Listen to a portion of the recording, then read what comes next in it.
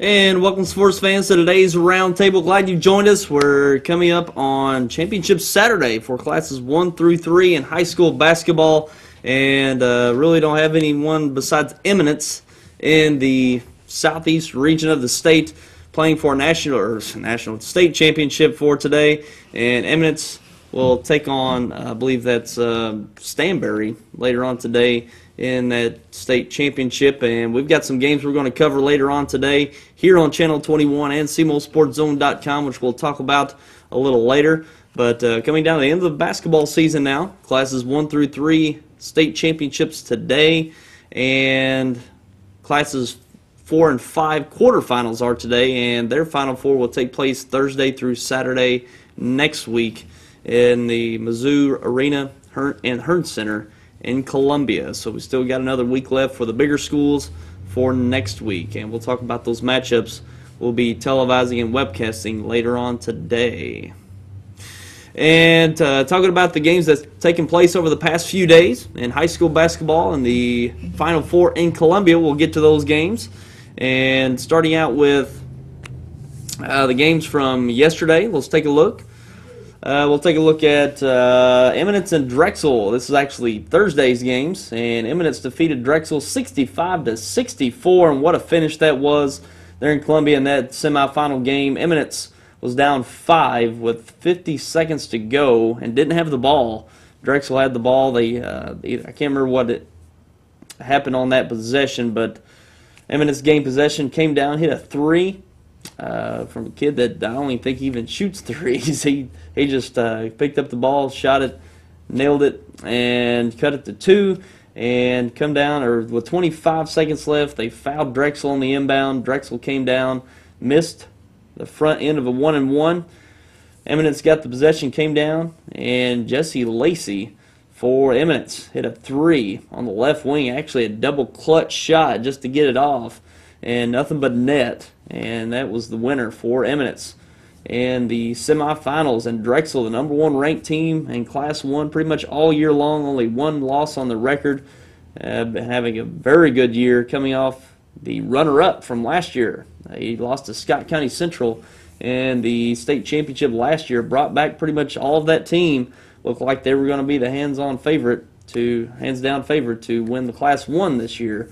And Eminence nipped them in the semifinals. They will advance to the state championship today, and I believe their opponent will be Stanberry, if I'm not mistaken. Stanberry is the Stanberry actually beat Medville in the other semifinal, 51-47. So Eminence goes for that state championship today, and that's at 6:50 tonight. So we won't be able to play that one due to some games we'll be carrying later on today. Eminence versus Stanberry, and you can go to Misha.tv. It's MSHSAA.tv. And also they're streaming those games at FoxSportsMidwest.com. So if you want to catch that later on tonight, be sure to catch that online. And 2 other games that took place over the past few days. The boys Class 2 semifinals Thursday. It was Salisbury over Oran, 81-65. Oran lost there in the semifinals. They moved on to the 3rd place game, which they lost to that one in heartbreaking fashion there at the end of that 3rd place game to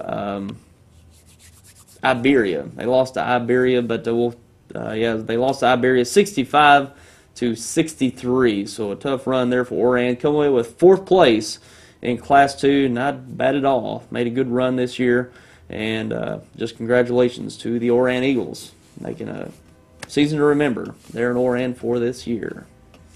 And in the other games, Class 2 semifinal, West Platte defeated Iberia 57-48, and it will be Salisbury and West Platte in the Class 2 state championship today at 3:10 this afternoon, and that will be on FoxSportsMidwest.com.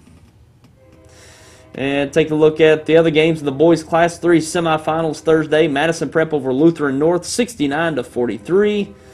And the other semifinals, St. Pius out of Kansas City defeated Fatima 58-46. So that sets up Madison Prep and St. Pius in the Class 3 state championship to take place at 11:30 today Watch that on foxsportsmidwest.com. And the girls' Class 1 semifinals Thursday, Walnut Grove defeated Chadwick 66-42. And the other semifinal, Chamois defeated Mercer 62-39. So that sets up Walnut Grove and Chamois in the Class 1 Girls State Championship tonight at 8:40. Watch that on foxsportsmidwest.com. And the girls' Class 2 semifinals Thursday, New Haven defeated Marceline 49-33. And also Crane defeated Skyline 70-51. So that sets up New Haven and Crane in the Class 2 Girls State Championship tonight at 5 o'clock. Watch that on foxsportsmidwest.com. And the girls' Class 3 semifinals, it was Lutheran of St. Peter's defeating North Technical 65-61. And the other semifinal was Cameron over St. James 68-53. So that sets up Lutheran North and Cameron in the Class 3 Girls State Championship today at 1:40. And taking a look at the boys' games from yesterday. And the third place games, Drexel defeated Medville handily 75-50. 25-point victory there for Drexel. Drexel comes away with third place in Class 1 this year. And boys Class 2 third place, Iberia defeated Oran, as we mentioned, 65-63. And boys Class 3 third place, Lutheran North defeated Fatima 74-47. And girls Class 1 third place, Mercer defeated Chadwick 75-54. And girls Class 2 third place, Skyline defeated Marceline 64-53. And girls Class 3 third place, St. James defeated North Technical 65-44. So those are your results for the last few days in high school basketball up there in Columbia. Only we've got state championships to remain for classes 1 through 3 today there in Mizzou Arena in Columbia. You can watch all of these games on foxsportsmidwest.com from Columbia throughout today.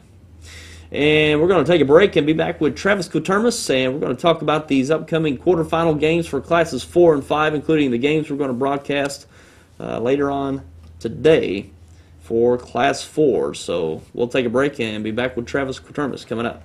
With an interactive home security system from New Wave, your family comes home to peace of mind. Now we bring you the future of home security. Arm and disarm your system remotely from your office computer or iPhone. Even look in on family or pets with live video from inside your home. In an emergency, our 24/7 alarm monitoring responds with the help you need. Peace of mind wherever you are. Now available from New Wave Communications. At Glen St. Kennett, we have a lot full of inventory and the best rebates of the year. I'm Danny Ford, owner of Glen St. We just want the opportunity to talk to you about your next car or truck. The rebates are the best of the year and interest rates the lowest to work with. It's a great time to buy, and our people are excited to help you make the right choice. We realize you have a lot of dealers to choose from, but I can assure you no one appreciates your business like we do. Glen St. Kennett, and God bless our troops. When I was a kid, we didn't have all these wireless devices. We only had one computer plugged into the wall, and we were grateful. Technology changes fast. Stay ahead with blazing fast internet speeds from New Wave Communications. New Wave delivers the internet with incredible speeds, up to 50 megabits per second. Pick the package that's right for you. New Wave, the area's fastest internet, period. Kids today don't know how good they have it. Let's talk about next year. This is the time of year to reflect on last season's crop and make decisions for next season. What mix of crops should you plant? Should you buy new equipment this year or get by another year with what you have? We'd like to help you make the financial side of your planning a little easier. Our ag department knows agriculture and they're local. Stop by and see us at First Midwest Bank.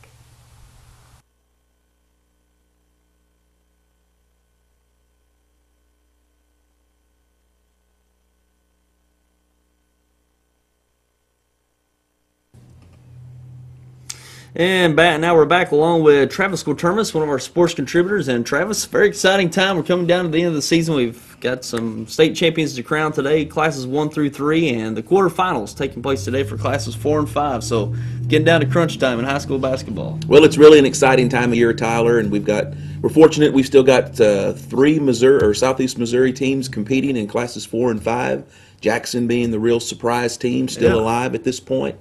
So it's really an exciting time, as you say. Sure is. And talking about the games that we're going to be doing tonight, we'll first kind of how to set up how we got here. The boys' games, Sykeston and Gateway, will take place tonight at 6 at Farmington.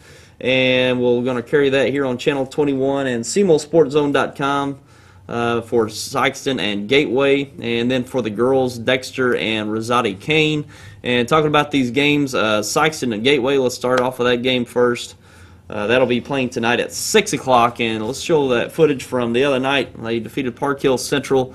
Dominant win for Sykeston Wednesday night there in the sectionals against Park Hill Central. I caught the second half of that game on the radio, and really the second quarter. And boy, J.T. Jones just lit it up from beyond the arc. What did he have, 4 3-pointers in that quarter? 4 3-pointers in the third quarter, and he really opened it up. And, of course, Vashon Ruffin continues to have a monster season, the Sykeston point guard, and they're just really playing at a different level since playoff time has started. They certainly have. Seems like that loss to New Madrid just awakened them, and ever since that point, they've been dominant. Well, it's always interesting to see how a good team responds to a tough loss, and it's either going to deflate them or it's going to fire them up, and it's definitely fired the Bulldogs up. Sure, and we're seeing here J.T. Jones really open it up for the Bulldogs in the third quarter, and Vashon Ruffin there with a 3 of his own, and very dominant win, and they're playing well in all facets of the game right now. They've really turned up the defense in the past few games, and their offense has been very efficient. They've gotten good production inside and out. And as you mentioned, J.T. Jones, the inside-outside threat he is for the Bulldogs, there's certainly a hard test because Vashon Ruffin, one of the top guards in the state, and what he does on the outside, and Bratcher's really coming along as a three-point threat. And with J.T. Jones inside and out, they're just a tough test defensively. Well, and Sykeston's very deep. They're very athletic. They've got kids on their bench that could start for most teams in SEMO.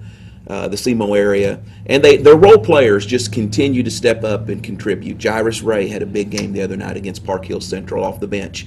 So they continue to get production from the whole team. They're very solid defensively. They're turned their defense into offense with that pressure they play. And Park Hill Central was a pretty good basketball team. It wasn't like it was just a fluke that they were there in the sectional round. But certainly Sykeston made them look like they didn't belong just because they're playing at such a high level right now. Sure, and they advance to take on Gateway today. We don't know a whole lot about them, but just from what it looks like going in, that Sykeston's got a good chance of winning this game, moving on to the state Final Four in Columbia. And with the way they're playing right now, it looks like they've got a good chance to advance today. Well, I've done a little reading on Gateway Tech. Their record is not all that impressive. They're 14-13 right now. But they've gotten hot at the right time, and they've played a very hard schedule over the course of the regular season. They play up in that suburban North St. Louis League, and so they've played a tough schedule. This is a battle-tested team. As always, Sykeston's going to be giving up quite a bit of height to Gateway, and from what I understand, they play a very similar game to Sykeston, the full-court press, really trying to turn you over and score some easy points. So Sykeston certainly can't look past them, and I know Coach Hollifield won't let his team look past them to the Final Four. But certainly they're the favorite in that game, and if they continue to play like they did against Park Hill Central and Kennett and Cape Central and the last few teams they played in district and playoffs, they ought to win the ball game. Sure, we'll be looking forward to that game. We're going to broadcast that one live here on Channel 21 and SemoSportsZone.com later on today. It starts at 6 o'clock.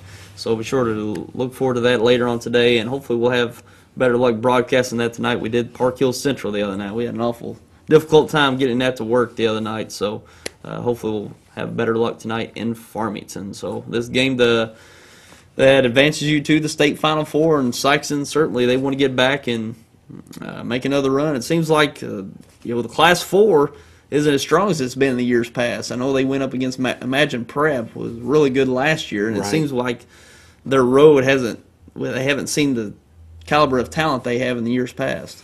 Well, this has been the round that Sykeston has tended to stumble the last few years. They've lost this game 3 out of the last 4 seasons, the exception being their undefeated season back in 2011 when they won it all.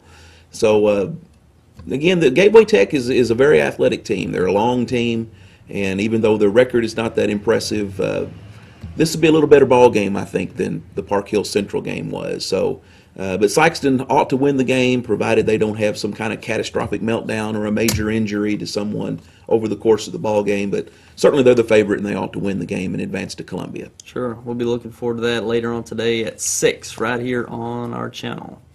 And take a look at this girls' game taking place later today at 7:45 from Farmington. We're going to broadcast that one as well. Dexter versus Rosati Kane, and these are going to be. This is a big mismatch coming in. Rosati Kane only 11-17 record, and they just basically got a good draw of the district to really get this far in this Class 4 state tournament. And Dexter is going to be the big-time favorite in this game. So Dexter's widely expected to advance in this game. Oh, no doubt about it. Number 5 in the state and just on a tremendous roll. Rosati Kane is a private Catholic girls' school up in St. Louis, and certainly their record is not impressive at all. But again, they've gotten hot at the right time, and I know Coach Chad Allen will not look past them to Columbia. Certainly, they should win. They should win handily.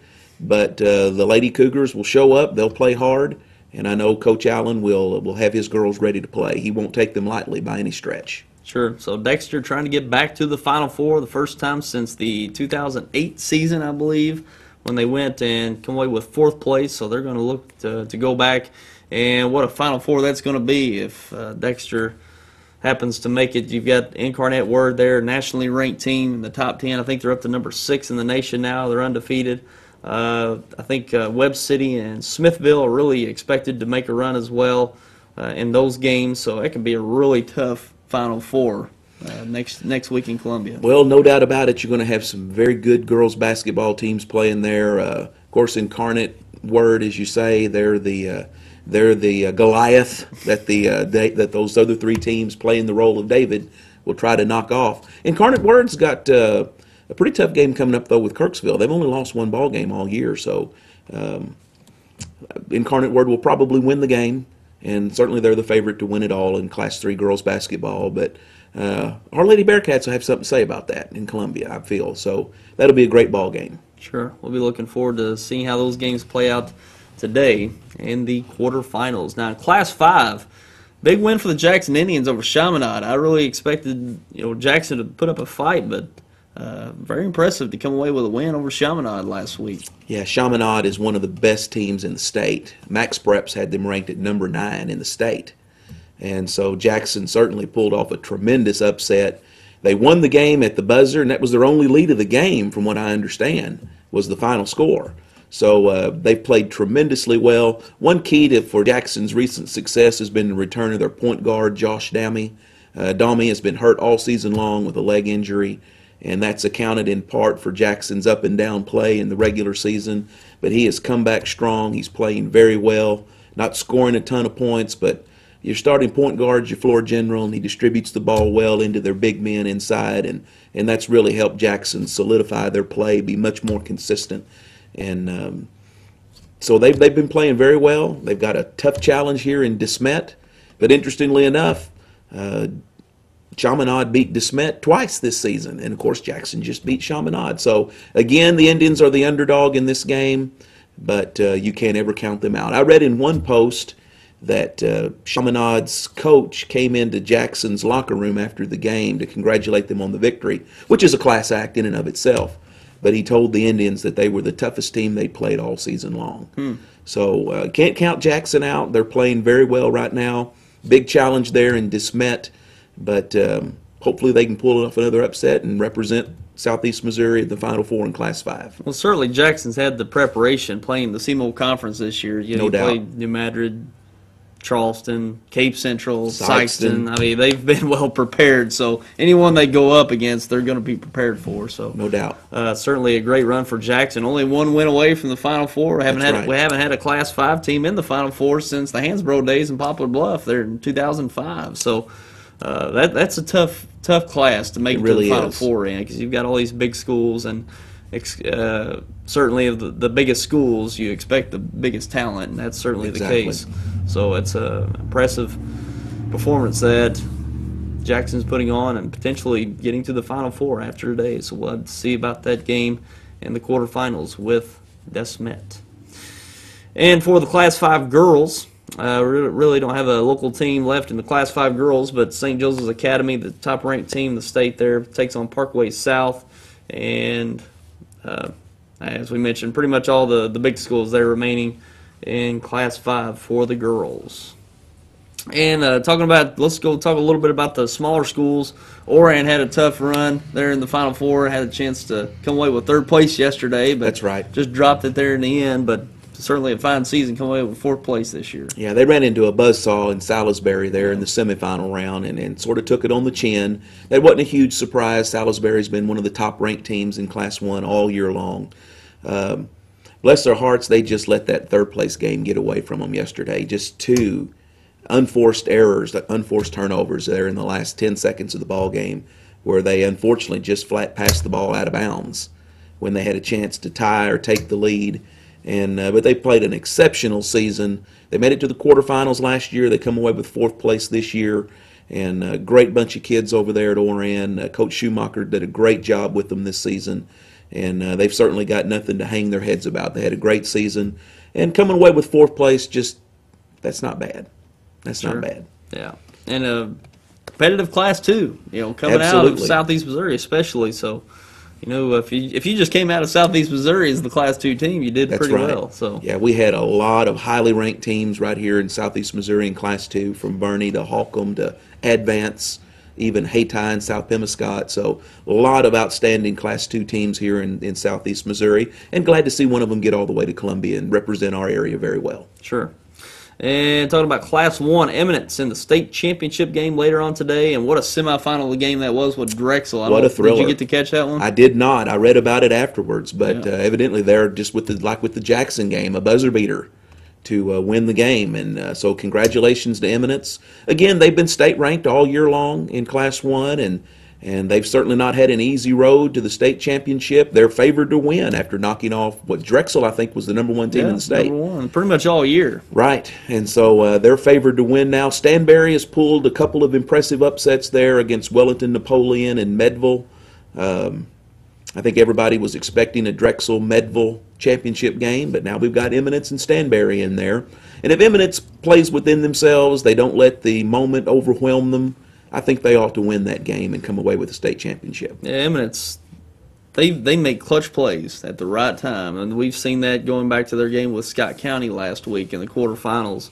When it comes down to the fourth quarter, you better have a sizable lead, because they're going to make some plays towards the end of the game, and that's certainly what happened in the semifinal game. Under a minute to play, 50 seconds, Drexel had the ball with a 5-point lead.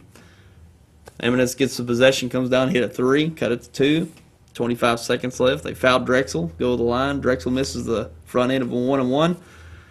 Eminence comes down with a few seconds left, hits a three to win the game. So they've got big play potential in the most clutch moments, and we've seen that for the past few rounds. And this Cole Keeling kid has been really playing big time for the Eminence Red Wings and getting great play from across the board. Jesse Lacey's one hit that three right at the end of the game, and Logan Dyer, the sophomore for Eminence, is playing really well too. So they've really got it put together, and if they play like anything they've been playing in the past few rounds, they should be state champions after today in Class 1. Well, I think that's exactly right. They're certainly the favorite coming in, and if they play their ball game, and especially if it's close down in the fourth quarter, you like Eminence's chances, just the way they've been playing lately. Sure, and Drexel, that's tough on them. They thought they had a state championship lined up last year. Had a great game with Scott County Central. Scott County just pulled that out just by a few points last year, and Drexel pretty much brought that whole team back. Really confident. They've been dominant all year long. Right. They've beaten Only one loss coming in. They were beating some teams 70, 80 points. They were that good this year, and only one loss, and I think that was before Christmas. So they've had quite a run over this season, and just ran into an Eminence team that was primed to make plays, and that's certainly what happened. And Drexel, one of the best teams in the state, pretty much regardless of class, they were that good. But Eminence has been playing at a high level. Well, and it just goes to show, coaches preach free throw shooting to their teams all season long for exactly that reason, that Eminence game against Drexel. If they make their free throws down the stretch, Eminence doesn't have a chance to win it at the buzzer. So you've got to connect on those free throws. And Iberia just about let the game get away from them yesterday against Oran because they couldn't nail their free throws late in the game. So it's so very important to be a good free throw shooting team. That's the way championships are won. Sure. But still a good season for Drexel. I know they're disappointed with the third place. They kind of took their frustrations out on Medville yesterday. They beat them by about almost 30 points there in the third place game. So. But they had a good season, and unfortunately, they're going to lose a lot. I mean, that was a very senior-dominated ball team there in Drexel, and Scott County Central will be back next year. That was a young team. They're only losing one starter there in Jalen Porter. Yes. So look out for the Braves again next season. The Scott County is going to be back. They'll be loaded again next season. A young team, really loaded. Yeah, so watch out. I'm afraid it's going to be Class 1's going to run through Scott Central again next season. Yeah, and they had a good team this year. They did. Maybe if they didn't play Eminence, they'd be in that state championship game today. Yeah, and that was a close game going into the fourth quarter. And Eminence took control of that game in the fourth quarter and ended up winning by 10 points. But and Scott Central's youth really showed up there in that fourth quarter. But that's a battle-tested team, and now through this season, and it'll pay dividends next season. That's going to be a good ball club. Sure. And that's pretty much the games to look for today. As we mentioned, we'll bring you the Class 4 quarterfinals from Farmington today. Boys, Sykeston and Gateway Tech at 6 o'clock. And the girls game following at 7:45. Dexter versus Rosati Kane. That'll be right here on Channel 21 and SEMOSportZone.com. And for the Channel 21 viewers out there, it's not going to be the quality you're used to, such as Bloomfield, Dexter, that we do. We're outside of our cable system, so we can't bring you the quality that you're used to. So be sure to keep that in mind and be patient. And there are going to be some untimely ad interruptions. That's just the way we have to do it at this point when we're outside of our cable system here. So just be patient, and hopefully we can bring that game to you live today from Farmington. And we got some other news to report on. I know wrestling season's wrapped up, so what can you tell us about the wrestling season? Well, wrestling in southeast Missouri tends to get overshadowed by basketball here in the winter, but we've got some outstanding wrestling teams here in the area. Every team that in the SEMO Sports Zone Channel 21 coverage did send wrestlers to state this year. Poplar Bluff and Cape Central just sent one. New Madrid sent 6 wrestlers this year, which was a big improvement over the year before. I think they only sent 2. Dexter sent 6. Jackson sent 6. St. Genevieve sent practically their whole team to state. Park Hill Central sent 4 or 5. Farmington sent 6 or 7. So Notre Dame sent, I believe, 4 wrestlers. And we came away with quite a few medals this year. Here in Dexter, Trevor Waldner came away with a 4th place medal. And our one state champion was Travis Jones from St. Genevieve. This is his 3rd year in a row to win a state championship, so he's a very impressive young man. St. Genevieve's Dan Tarana took a silver medal in the heavyweight division, and they also had a 3rd medalist. Jackson's Jarrett Weisenbeckler, bless his heart, was favored to win a gold medal at 106 pounds, had a knee injury, and lost he lost 2 matches all year. In the district championship, he lost the championship match because of this knee injury. And then in the championship round at state, he lost again because of the knee injury. He's had surgery since then, and hopefully he'll be at full strength next year. But he's had to settle for the silver, and Jackson had a couple of other medalists. Farmington actually did the best. They had 4 medalists at state this year, no state champions. But just another great season. We're very well represented at Columbia every year here from SEMO. Always brings several medals home. So another great season of wrestling here for Southeast Missouri wraps up, and already looking forward to next season. Sure. And we'll be looking forward to another season of wrestling next year. And some local football news we've got. Dexter hired their new football coach, reportedly, and hiring Justin Peden of previously Hayti for their new football coach. So That's some news that's been waiting to develop over the past few months, ever since Aaron Right. Pixley took the Kennett football job. So there's some football news for you. Exactly. And there, of course, as is always the case, there's a lot of rumors and speculation as to who is interviewed and who might want the job and who's going to get the job. Frankly, this was one name I had not heard with Coach Peden. He's had quite a bit of success down at Hayti, some district championships, and he's certainly going to bring a different style of football to Dexter than Coach Pixley ran. Coach Pixley liked that smash mouth, run first, pass second type of approach to football. And he's had a great deal of success here in Dexter with that, and I'm sure will at Kennett as well. Hayti under Coach Peden like to open it up a little bit more on the offensive end, and I expect that's what we'll see here in Dexter as well. He was at school actually yesterday. Coach Pixley was introducing him to some of the football players, and my understanding is he's going to meet with the whole team one day next week. So a new chapter opens in Dexter football, and we'll see what the future holds here with Coach Peden. We certainly wish him the best of luck. Sure. We'll be looking forward to how that transition takes place here in Dexter. And Hayti is going to be looking for them a new coach now. So Right. That's going And to they don't have a lot of time to look. I know. So, we'll be seeing how that develops as well over the next few months.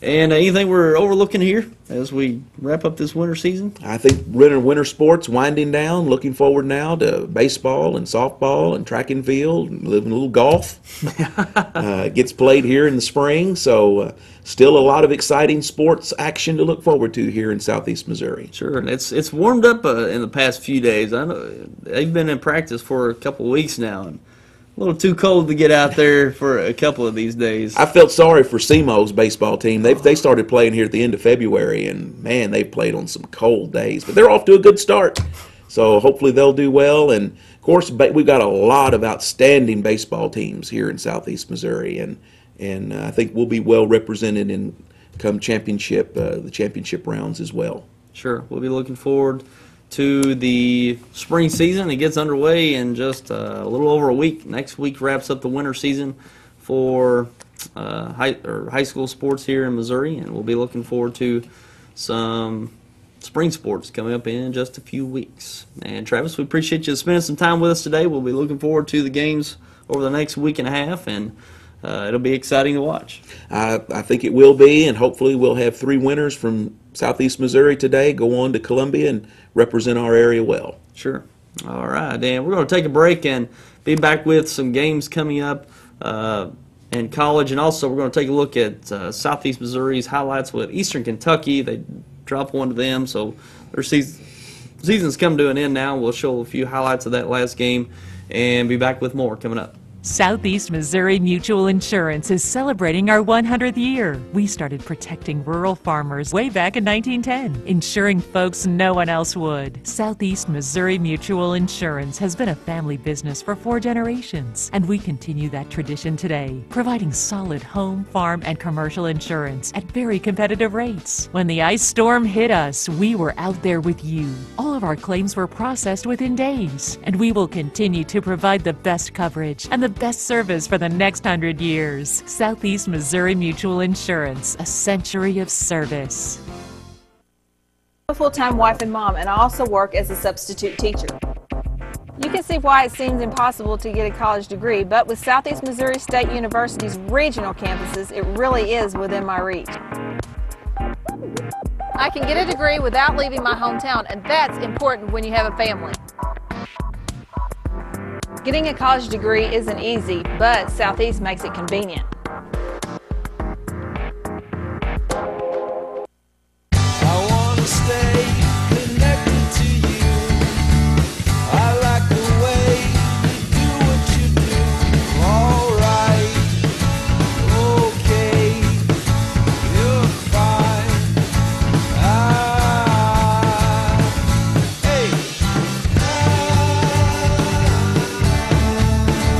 Call Audubell Hearing Center at 1-800-499-8786 or visit one of our locations in Dexter and Poplar Bluff, Missouri today.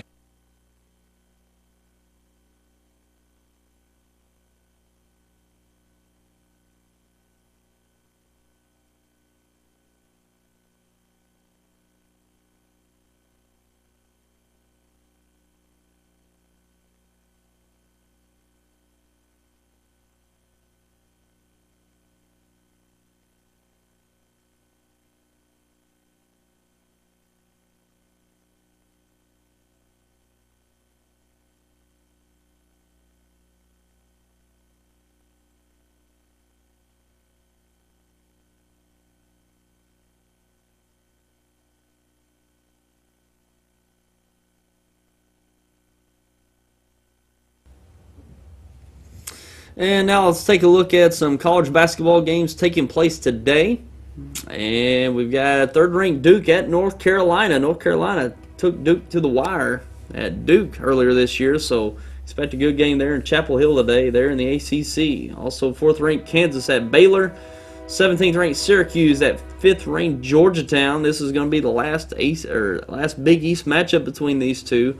Syracuse leaving the Big East, going into the ACC next year, so this rivalry will come to an end, but even though they'll still probably play in the future, but certainly the last Big East contest between these two teams.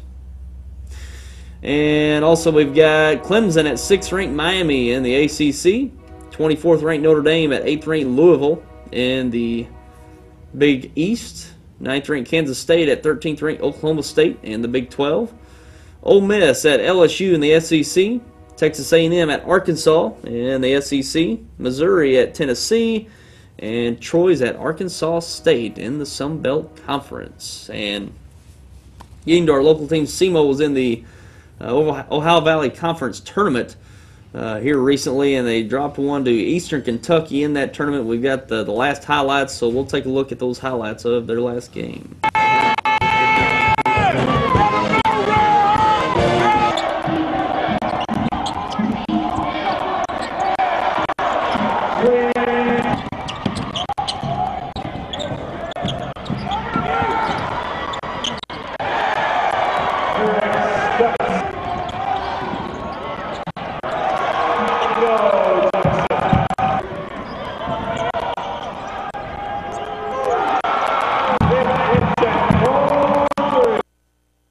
Nemechek knocking down that three there for SEMO, and his career comes to an end. Local SEMO guy here from Bell City, had a great career there at Bell City, and went on to play at Three Rivers for a few years, and then played his last two there at SEMO, and a great career by Nick Nemechek. Anytime you can advance your play to the Division I level at any league, it's certainly an accomplishment, and he certainly had the success here in Southeast Missouri from high school through college. So we congratulate Nick Nemechek on his fine career at Three Rivers and now Southeast Missouri State. And that's pretty much all we have for you today. The winter season's wrapping up here in the next week and a half. We'll be finishing up the winter sports season next week at the Final Four for classes 4 and 5. We've still got some teams in it. Jackson boys, Sykeston boys, and Dexter girls. And Southeast Missouri trying to advance today in the quarterfinal round. And again, we'll bring those games live to you today here on Channel 21 and SemoSportsZone.com. That's Sykeston versus Gateway Tech at 6 o'clock. And the girls following at 7:45, Dexter versus Rosati Kane. So look forward to those games later on today. And we'll be looking forward to having you back with us next week right here on the Roundtable. And until then, I'm Tyler Wagner. Have yourself a great week.